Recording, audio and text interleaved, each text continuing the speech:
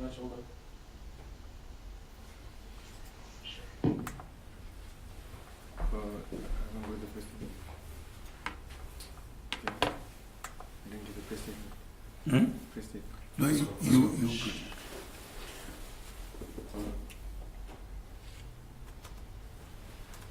A very good afternoon to our viewers. Welcome to the 1873 TV, your vision, your power, your vision on issues that matter, your power to inspire new thinking, new outcomes, and new possibilities. My name is Tinashe Mpasiri. This afternoon on the 1873 TV, we'll bring you yet another insightful and informative show, part 5 of Shabhani Mashaba Mines acquisition. And this afternoon on the show, we'll be looking at the facts around Shabhani Mashaba Mines. So joining me on the conversation, I happen to be joined by Mutungwanzi Mawere. Mr. Mawere, a very good afternoon and welcome. A very good afternoon. I also happen to be joined via our Skype line by Mushana Murefu. Mushana, a very good afternoon and welcome to the 1873 TV. Good afternoon to you too, Tinashe. Thank you for joining us on the 1873 this afternoon as we continue with this conversation where we are all about raising awareness and ensuring that people are enlightened regarding the facts and circumstances surrounding Shabhani Mashaba Mines. Mr. Mawere, this afternoon we'll continue looking at some of the documents that are available even on the public domain for us to be able to unpack the myths that surround Shabhani Mashaba Mines as far as its acquisition is concerned. So if you are tuned in on Zimbabwe today and you're wondering where you can get these documents, you can simply just go to the 1873 TV Facebook page. There you will be able to view the documents as we read along and also have this conversation with Mr. Mawere and Mushana Murefu. And as a viewer out there, or even a listener, if you are listening, you are also very much welcome to contribute towards the conversation. It could be a comment, it could be questions that you want to ask. You can do so through the social media platforms that are available, Facebook being one of them, be it on Zimbabwe Today or the 1873 TV. Or you can simply get in touch with us on our WhatsApp number, which is +2782 649 2451 +27 826492 2451. We can go ahead and start looking at the first document that we have, which is a press statement which was issued by the Minister of Justice and Legal Affairs then in relation to Shabhani Mashaba Holdings under reconstruction.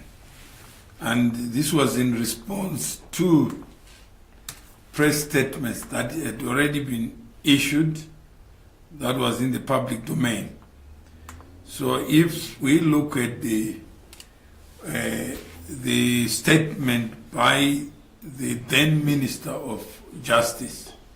Perhaps if I may just interrupt you a bit, wouldn't it be beneficial for us to just get a quick summary of part 1, part 2, part 3, part 4 for those that are joining us who have no idea what we are talking about?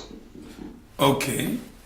I think the first dispute that needed clarification relates to the acquisition of SMM and how it was financed. We sought to unpack that, demystify it, and possibly deal with the factual side of the matter. Not the politics of it, but the facts. What are the facts? SMM Holdings was wholly owned by a company called SMM Holdings Limited, a company incorporated in terms of the laws of the United Kingdom. And that company was in turn wholly owned by TNN International, a company incorporated in terms of the laws of England, which in turn was owned by TNN PLC, which was a company listed on the London Stock Exchange. So the transaction to acquire the shares in SMM Holdings Limited, UK, involved two companies, one company called Africa Resources Limited, incorporated in terms of the laws of the British Virgin Islands, and another company called Africa Construction Limited, wholly owned by ARL, also incorporated in terms of the laws of the BVI. That company acquired 100% of the shares in SMM Holdings. The agreements were shown, the transaction was disclosed as to its nature, and the financing mechanism was also part of the disclosure. Then we also sought to examine whether the statement that Chinamasa is a liar holds water, that this is a minister in government who is alleged to be a liar of note, whether that statement is in fact true in respect of the affairs of SMM. What did Chinamasa say in Parliament? He stated as fact that SMM was acquired through the government guarantee, the assistance of a government guarantee. He then made the same utterances to the media, and those reports were part of the disclosure, where he said the ownership of SMM is vested in the government of Zimbabwe by virtue of bearer share warrants. So the statement that we are looking is just a continuation of this a relationship between SMM and the government of Zimbabwe. What are the facts? Was the company indebted? What would cause a Minister of Justice to issue a public statement in respect of a private company? And that's where we are now at part 5. Yesterday we looked at this, the whole construction that was followed by Darlington Msarurwa, who is a business editor of the Herald, who then picked up the issue of the session, the issue of the pending court applications, and obviously made his own conclusions. And we had hoped that he was going to be with us so that we can then begin to unpack the facts as they are. But be that as it may, we are still, I think, compelled to look at what Chinamasa said in the press statement, which is a continuation of this whole enterprise that would see a Minister of Justice being fixed with knowledge of something that no other minister in the world would possibly be fixed with. The affairs of a private company would then fall under the auspices of the Minister of Justice. One can only imagine what kind of country would permit such an absurd occurrence, where a minister ordinarily charged with the responsibility of administering the promotion and administration of justice is now vested with the affairs of a private company. That in itself ought to cause any reasonable person some anxiety. How would the Minister of Justice know about the affairs of a company? If you look at the Companies Act, the person who administers the Companies Act ordinarily would be someone other than the Minister of Justice. If we look at the this purported reconstruction of state indebted insolvent companies act, the moment you put a company in the mix, then it excludes the Minister of Justice being involved in the administration of such a company, because ordinarily the Minister of Justice has no oversight, has no mechanism of knowing the flow of documents, even if it's a river that doesn't flow through you. All of a sudden you are seized with the flow rate of water in the river. How did you know the Limpopo was not dry? When you are so far away, so far removed, and why would Shinamasa be the minister of SMM? Those are the questions that arise in a normal democratic experiment where you are looking at laws as laws that apply generally to all people. You would not want to live in a civilization where laws are like sellotape. Where there's a puncture, you put a sellotape. Then laws are only for a specific individual. Imagine a traffic law just for you. All the other cars can drive and exceed the speed limit, but the law is only meant for you. That they only are looking at the mischief of one person, not the mischief of everybody. So this is now the minister who is now responding to press statement that he thought deserved his personal attention. So I'm not sure, Shana, whether we are now up to date. I think that will do. Okay, so we can then look at what is the minister saying in this press statement. Okay, I'm still getting the press statement so that we can all be on the same part, on the same page, basically.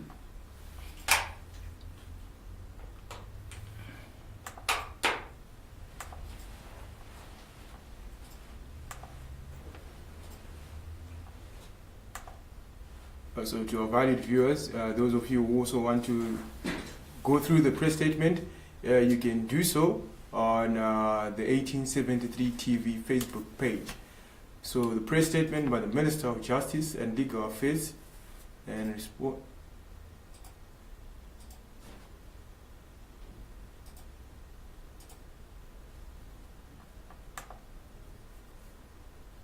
Yeah.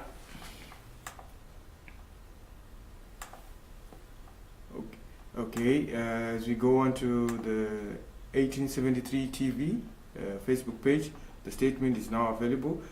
Statement by the Minister of Justice and Legal Affairs in relation to SMM Holdings Private Limited under reconstruction following recent press releases. This is the former, the then Minister of Legal Affairs, Honorable Patrick Chinamasa. This statement is issued by me, the Minister of Justice and Legal Affairs, in my capacity as the Minister responsible for the administration of the Reconstruction of State Indebted Insolvent Companies Act, Chapter 24 of 27, and related statutory instruments, the laws of reconstruction, and is dated 22nd October 2010. I have been compelled to issue this statement in the public interest and in order to set the record straight in relation to the status of SMM Holdings Private Limited, SMM, and its associated companies because of recent press articles and statements attributed to Mr. Mutuma Mawere, Mr. Mawere, which have tended to cloud matters. The background to these recent developments emanate from the de-specification in May of this year of Mr. Mawere and the subsequent cancellation of the warrant of arrest issued in 2004 against Mr. Mawere. Subsequent to the cancellation of Mr. Mawere's warrant of arrest, Mr. Mawere, now a South African citizen and resident, returned to Zimbabwe and has issued certain statements which have been published in the press, including on the Wednesday 20th October 2010 and Thursday 21st October 2010 editions of the Newsday newspaper and the Thursday 21st October 2010 publication of the Herald, amongst others. So you can see, Mshana, it says now a South African citizen. Well, yeah. Yeah. So the mischief is in the wording. That it's not consistent. It's not consistent with the truth. Yeah, it's not consistent with the truth, but it's stated to deceive. Is it a mischief, ignorance? Well, I think one needs to look at what's to benefit by saying that you're now a citizen of South Africa at that particular time. No. What are the benefits of that statement? Imagine I'm talking to His Excellency the President, and I'm the Minister of Injustice or Justice, whichever the case.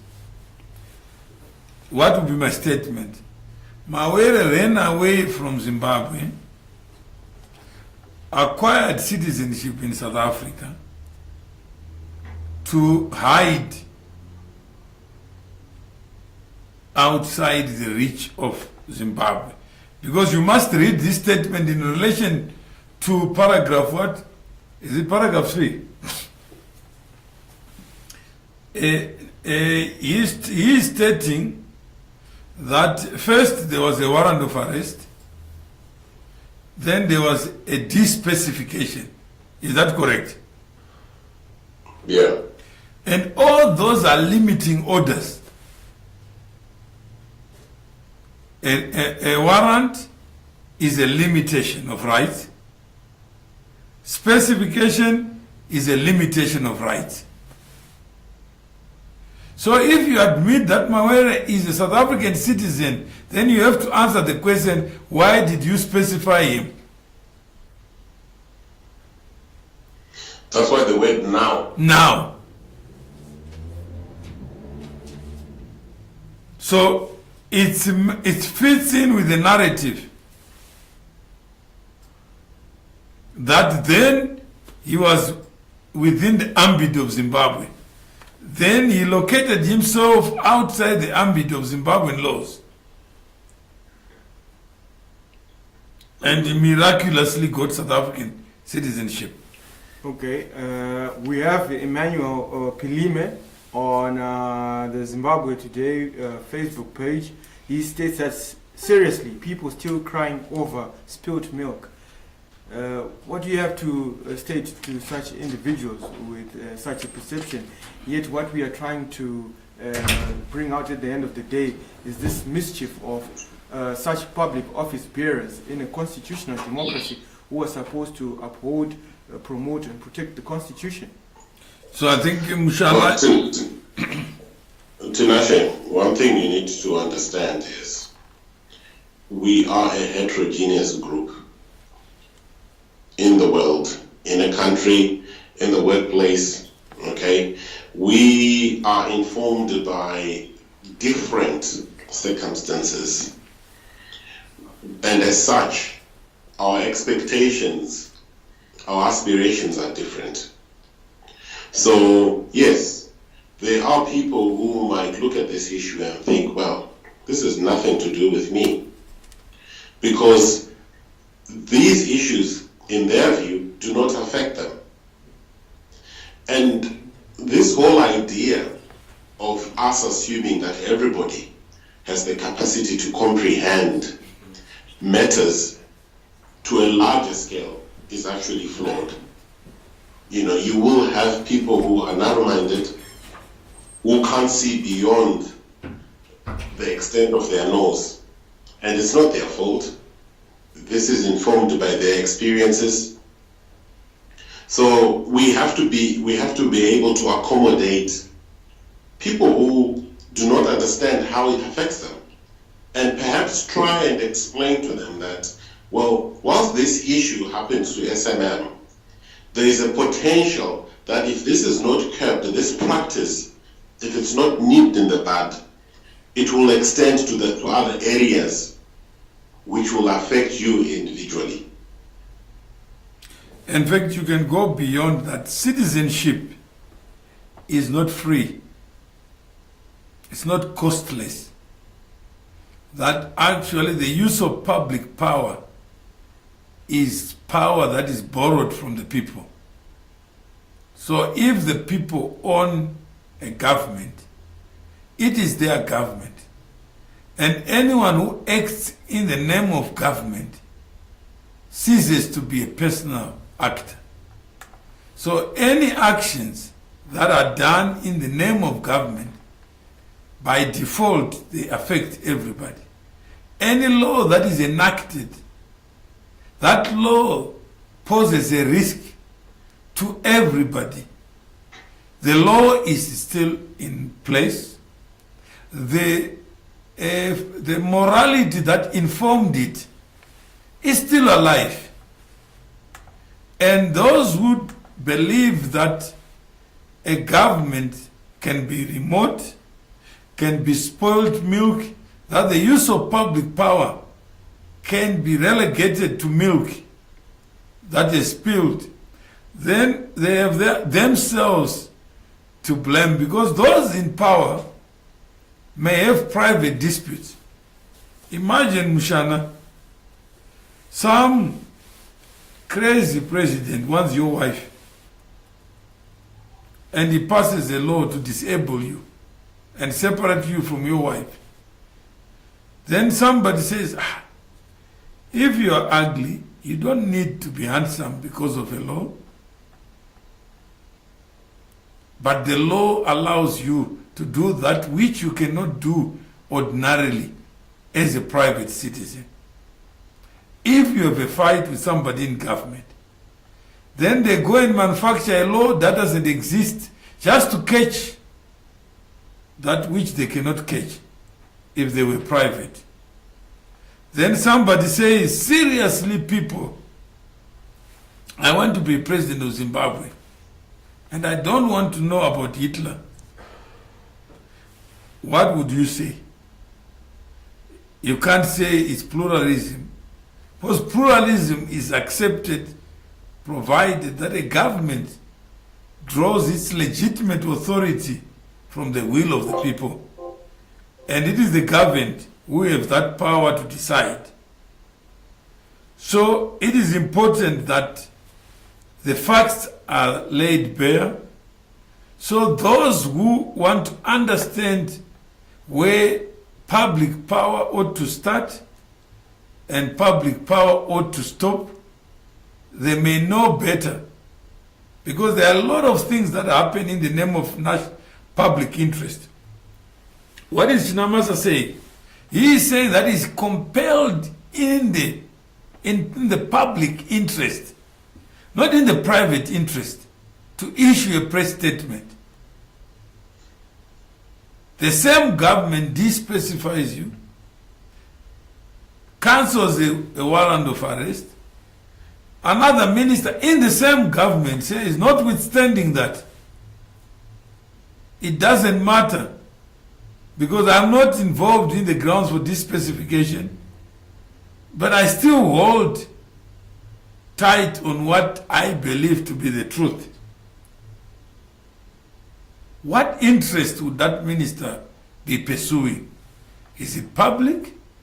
Is it private? And if you are a voter out there, Emmanuel Pelime, never close your eyes on your power.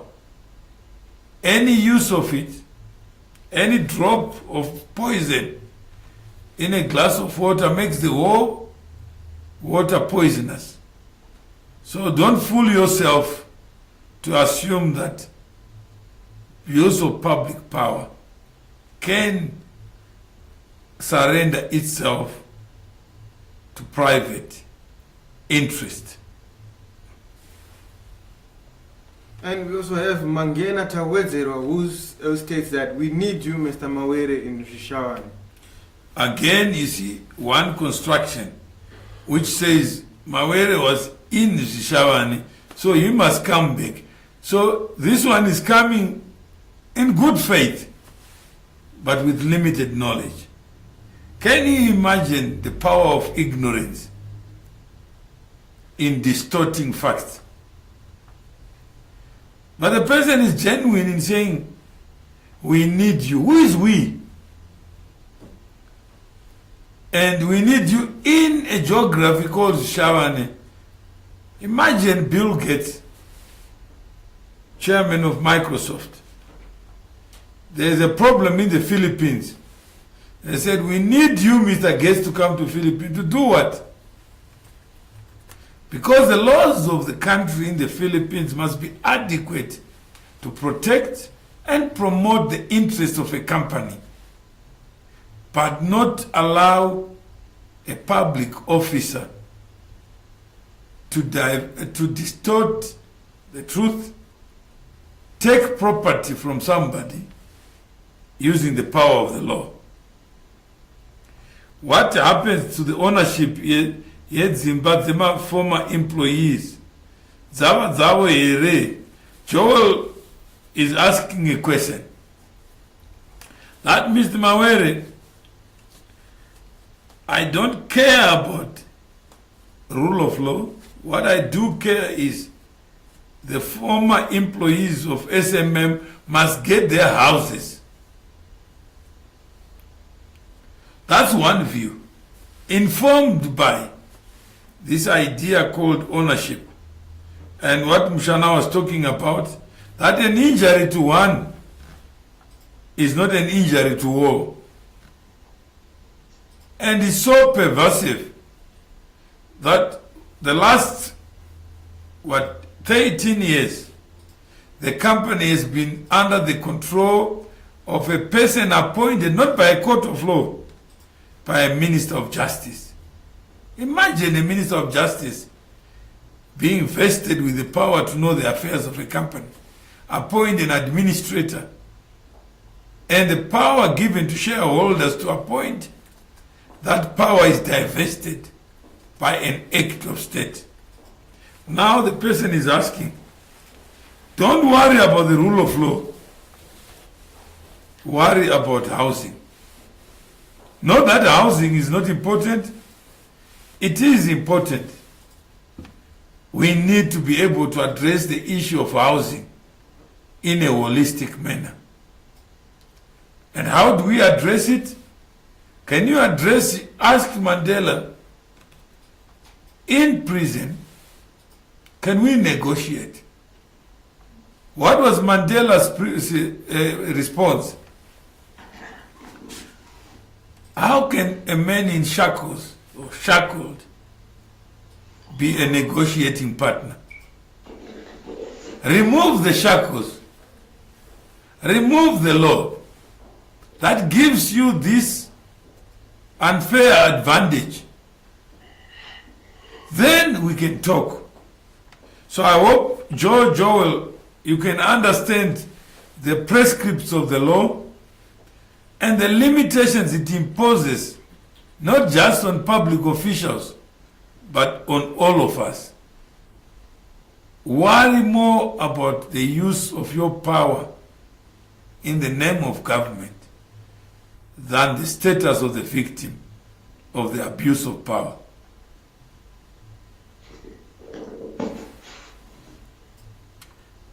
Well, we can go ahead with the press statement, if we can have it on screen for the benefit of our viewers out there so that they can be reading along with us.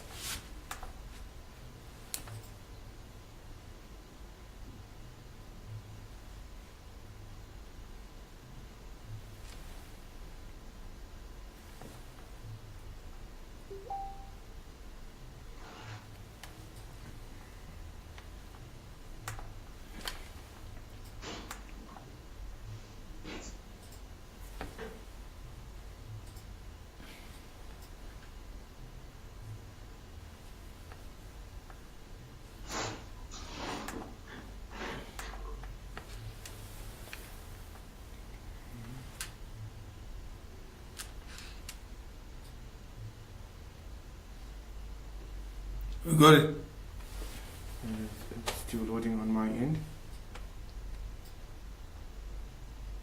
Okay, the public. No, the press article states and insinuate. Article state and insinuate that Mr. Mawere has had and intends to have meetings with government officials in order to reclaim what is referred to as his business empire, including SMM, Zimri, Tenno, General Buildings, CFI, FSI, SMM, Zimri, Tenno, General Buildings, CFI, we are FSI. Okay, sorry, technology comes with many limitations. It's trying to be seeing Amazing Grace. I think now, Shana, thanks for reminding. I'll give you a PhD. Okay, so you were where you were stating FSI, Agricom, Yeah. Vestel, Midsec Security, and Schweppes Zimbabwe Limited. So these are the companies, some of the companies that were taken over. But most people think SMM is only about the mines. Like Joel thinks SMM is about Shabhani Mashaba mines. But this law, like an octopus, tentacles that went beyond the limits of what a normal law would catch. It was given legs to encroach into other companies outside the four corners of SMM.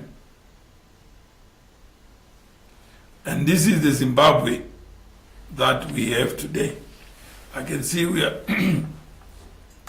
I think on that score we have covered, our time is what is coming to an end. Mushana, what is your take on the? Well, I think it is very clear. What a lot of people need to understand is how these issues that we discuss affect them. I think it is important for us to be clear enough to help them connect the dots, because, you know, in as much as we might understand how significant and important these issues are, we need everybody to understand, because it is their vote that is essential, it is their understanding that is essential to bringing the change that we seek in any given country. In fact, you can even go in there on radio tomorrow, today, this morning. We're discussing this issue of power literacy. Because most people are citizens by birth. But birth doesn't give you ammunition to know what your rights are and obligations as a citizen. We pass through life assuming those in government actually are better angels, assuming that the people we elect are smarter than we are. They use big words, they use sophisticated language in your name, and you actually automatically disengage yourself and want to talk about the nice things of life, not knowing that without you there is no government. And government is just a construct of human beings. Only exists in the animal kingdom of human beings. Look, I'm sure you understand that. I mean, you grew up in Zimbabwe. You might have seen what used to happen in Zimbabwe, where they understood that not everybody understands the importance of freedom, the importance of self-governance. So during the Liberation War, what happened was people were forced to go to war. People were forced to take part, right? And then after independence, we saw the same thing happening when we had new political parties coming up breaking away from ZANU-PF and ZAPU. We had Zoom, where we experienced the same kind of thing, where people were forced to take part. They would be asked to join the toy, you know, and it's still the same thing. We see violent campaigns happening where people are forced. So this idea of us expecting that people will naturally just understand and think, look, it's important for me to understand what my rights are within a country, you know, doesn't necessarily work out that way. It has always and will always be a situation where people need to be encouraged to take part. In fact, you are so right. The Deputy Minister of Home Affairs today was saying, look, I issued a press statement to provoke people to begin to talk about xenophobia, about difficult issues in South Africa. What kind of South Africa do we want to see? Do we want to see a country where people can leave another country and say, I call South Africa home? I go to a township in South Africa, here 80% of the people there come from outside the borders of South Africa. We can keep quiet about it, but some people are affected by it. How do we build an inclusive, cohesive, tolerant, caring, prosperous South Africa? How do we build a prosperous Zimbabwe? Do we build it by doing the same things that have never produced the intended results? By trusting the few that call themselves governors, but trusting the few that really don't have a wish. This guy is a minister of finance. Can you imagine? This kind of liar character. He calls himself a minister of finance. And this character meets you tomorrow. And you now know what you know. What would you say to this character? And he tells you, I have authority to do what I do because I was appointed by President Mugabe. Yeah, look, I think there's no system is perfect. You know, I think what is important for us is to actually identify which areas of the law, which areas of a system needs to be adjusted or need to be corrected or done away with. You know, you will always, where there's a human being, there will always be a problem. No, there will always be mischief. But yes. Mischief clothed in government. When we look at this issue, these are some of the things that we are picking up. You know, that kind of mischief. And what our interest is to highlight it and say, people, look, this is what can happen if you're not vigilant. In fact, you know what Mandela said? Never, never again. You know what he meant? No. That characters like Chinamasa must never be in a government of human beings, but in an animal kingdom. Because Mandela knew that he was in prison for a crime that he could not even explain.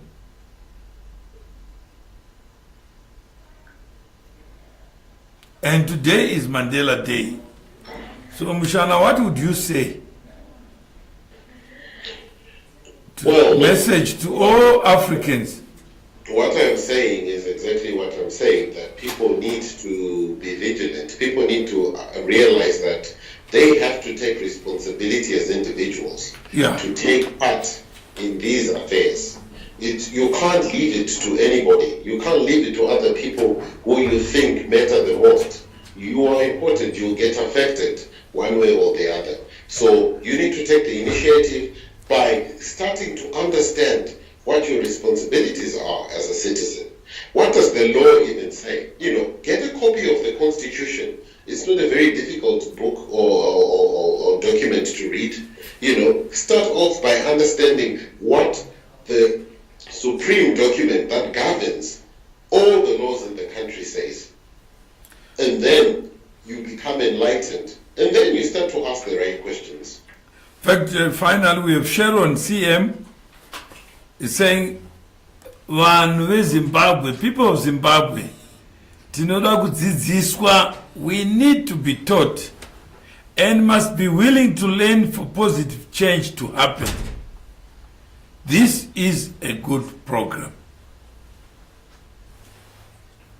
So I think on that note, we shall continue to sacrifice our time so that those who really love Zimbabwe and who love Africa may never trust the few people they put in government and think that they are better angels, because we are all human. And abuse of power, and if it's your power, please make it sacred. Don't vote where you don't understand. Vote because you know your power is what creates power. Without your power, there is no governmental power. So no government can claim legitimacy without the consent of the governed. And it is the governed who are willfully ignorant and who refuse even to accept or to entertain any knowledge that they don't have, which if they had it, Zimbabwe will be 37 years old. And what would a 37-year-old look like? It would not look like a basket case. It would look like strong. Those who went to study medicine, they will have a lot of experience. Those who studied engineering, they'll be engineers. But imagine the people of Zimbabwe allowing bad ideas to become good ideas just because somebody has been elected.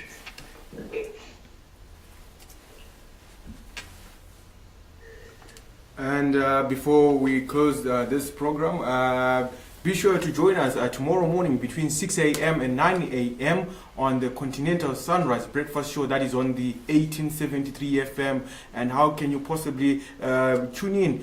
By downloading the 1873 FM app on Play Store or iOS or BlackBerry World, where we engage in these conversations on power literacy. And what I leave you with today, the illiterate of the 21st century will not be those who cannot read and write, but those who cannot learn and relearn. Tinashe Mpasile is my name. Thank you for tuning into the 1873 TV this afternoon. We do look forward to joining you again tomorrow on another insightful, informative program. Thank you, Mr. Mawere, and thank you, Mushana Mrefu, for joining us. And as we have civic, this is basically civic education in an organic form, as the Deputy Minister of Police alluded earlier. And viewers, ensure that the 1873 TV is your station of choice. Your vision, your power. Goodbye.